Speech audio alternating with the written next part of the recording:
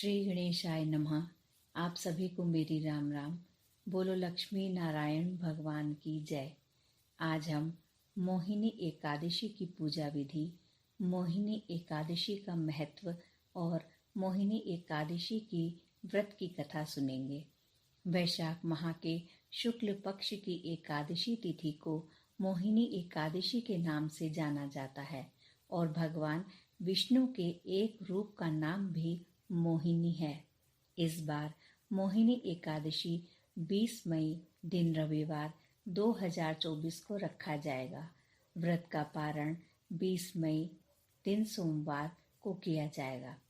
यह मोहिनी एकादशी सब पापों को हरने वाली उत्तम तिथि है जो भगवान श्री हरि लक्ष्मी नारायण को समर्पित है।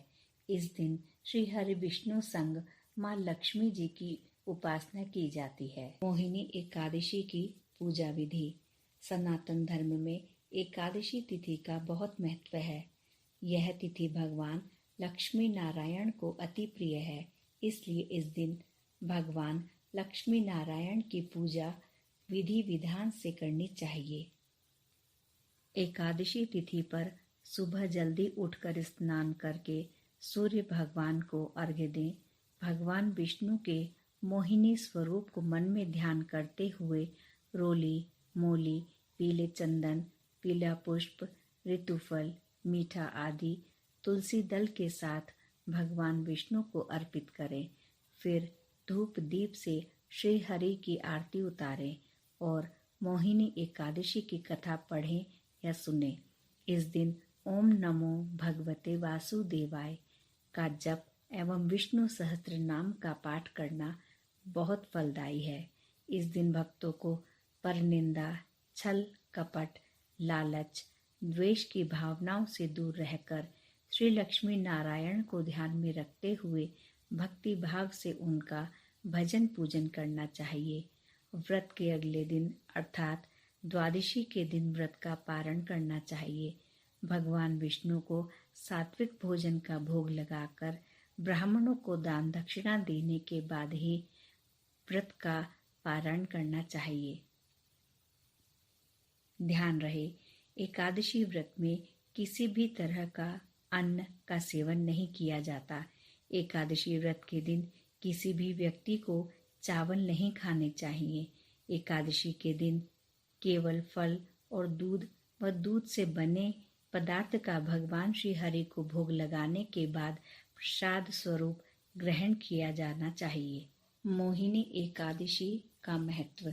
भगवान श्री कृष्ण युधिष्ठिर को मोहिनी एकादशी का महत्व समझाते हुए कहते हैं कि महाराज, त्रेता युग में महर्षि वशिष्ठ जी के कहने से परम प्रतापी प्रभु श्री राम ने इस व्रत को किया। यह व्रत सब प्रकार के दुखों का निवारण करने वाला है। इस एकादशी को मोह के बंधनों से छुटकारा दिलाने वाली एकादशी माना जाता है। इस व्रत के प्रभाव से मनुष्य मोह जाल तथा पातक समूह से छुटकारा पाकर विष्णु लोक को जाते हैं। कहा जाता है कि स्वयं प्रभु श्री राम ने सीता जी के विछोह के बाद मोहिनी एकादशी व्रत किया था। हमारे पुराणों में उल्लेख मिलता है कि जब कोई व्यक्ति अपने जीवन में पतन की ओर बढ़ने लगता है तो स्वयं की रक्षा के लिए उसे मोहिनी एकादशी का व्रत करना चाहिए। यदि मनुष्य किसी ऐसे मोह में फंस गया जो उसके जीवन में कष्ट और दुख लेकर आए तो उससे मुक्ति पाने के लिए उसे पूरी श्रद्धा से मोहिनी एकादशी का व्रत करना चाहिए। आप सभी को मोहिनी एकादशी की बहुत बहुत शुभकामनाएं। आइए अब मोहिनी एकादशी की व्रत कथा सुनते हैं। ओम नमो भगवते वासुदेवाय। एक समय धर्मराज युधिष्ठिर ने श्री कृष्ण भगवान से पूछा कि हे कृष्ण, कृपा करके ऐसे व्रत के बारे में बतलाइए जिसे करने से मनुष्य को सभी मोह माया और पतन के मार्ग पर चलने से मुक्ति मिलती हो। इस व्रत की कथा क्या है, कृपया मुझे सुनाइए। तब श्री कृष्ण भगवान बोले, हे धर्मराज, मैं आपसे एक कथा कहता हूँ जिसे महर्षि वशिष्ठ जी ने प्रभु श्री राम जी से कही थी। एक समय श्री राम बोले कि हे गुरुदेव, कोई ऐसा व्रत बताइए जिससे समस्त पाप और दुख का नाश हो जाए। मैंने सीता जी के वियोग में बहुत दुख सहे हैं।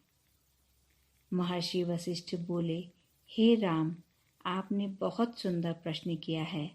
आपकी बुद्धि अत्यंत शुद्ध तथा पवित्र है। यद्यपि आपका नाम स्मरण करने से मनुष्य पवित्र और शुद्ध हो जाता है, तो भी लोकहित में यह प्रश्न अच्छा है। वैशाख मास में जो एकादशी आती है उसका नाम मोहिनी एकादशी है। इसका व्रत करने से मनुष्य सब पापों तथा दुखों से छूटकर मोह जाल से मुक्त हो जाता है।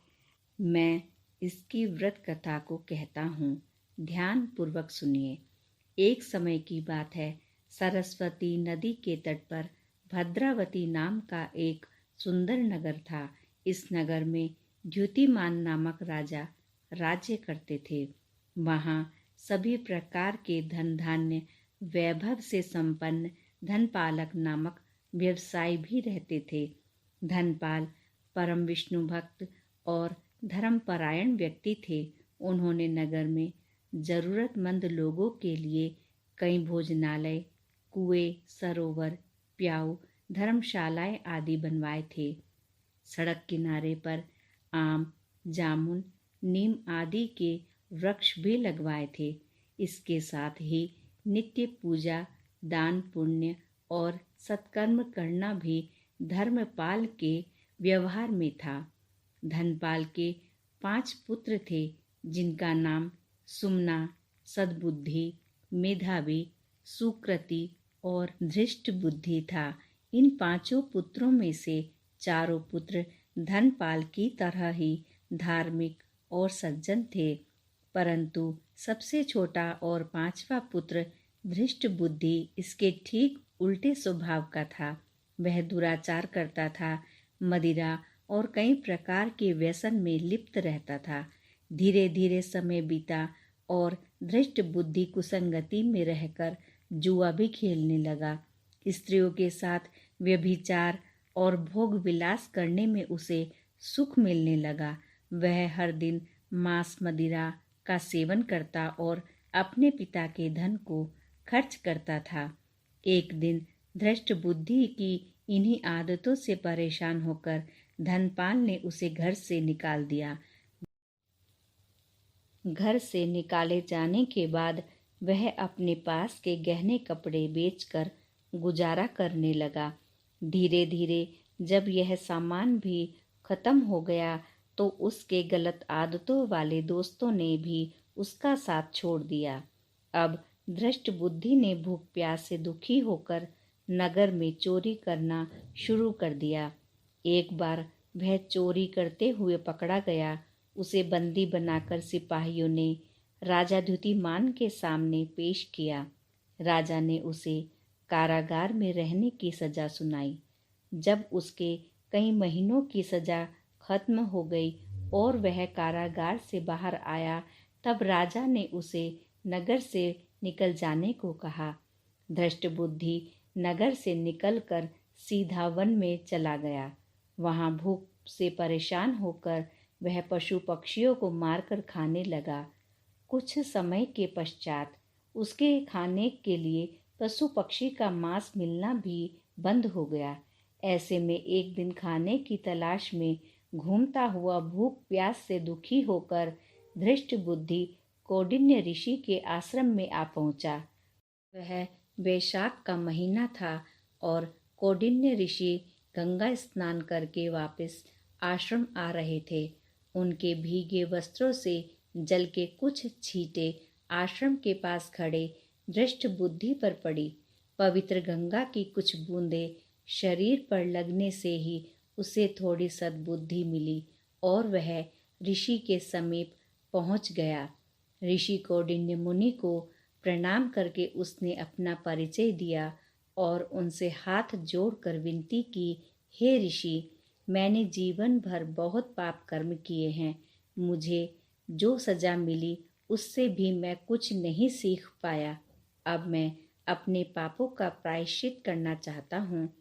कृपया आप मुझे इन पाप कर्मों से छूटने का कोई उपाय बताइए। उसकी विनती सुनकर ऋषि कौंडिन्य जी बोले, तुम वैशाख माह के शुक्ल पक्ष की मोहिनी एकादशी का व्रत करो। इससे तुम्हारे सभी पाप नष्ट होंगे और तुम्हें भगवान श्री हरि विष्णु की कृपा प्राप्त होगी।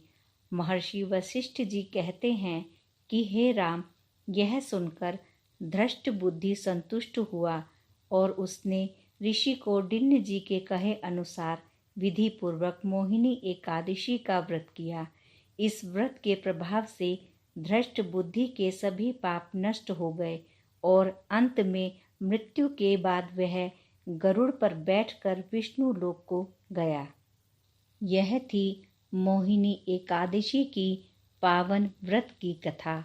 मोहिनी एकादशी के व्रत करने से, इसके महात्म्य को पढ़ने सुनने से मोह, लोभ आदि सब नष्ट हो जाते हैं और उस मनुष्य को 1000 गोदान का फल प्राप्त होता है।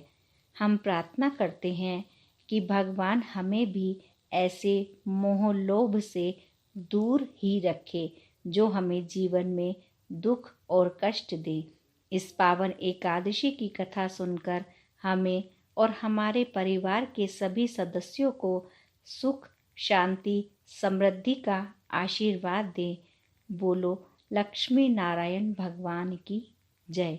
ओम नमो भगवते वासुदेवाय।